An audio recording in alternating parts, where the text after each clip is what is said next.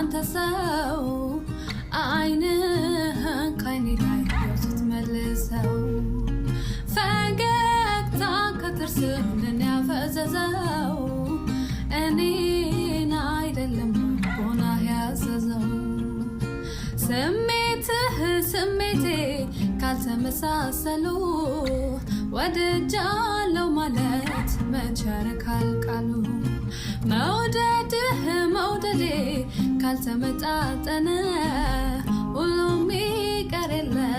እንደተወደደ ወደድኩሽ ብትለኝ እጥፉን ወደድኩ ደርሶ መለመንስ ያው ምን አልኩ ፍቅር በኩል ሚዛን ካልሆነ አቻላቻ ለዚህማ ምን አለ ለብቻ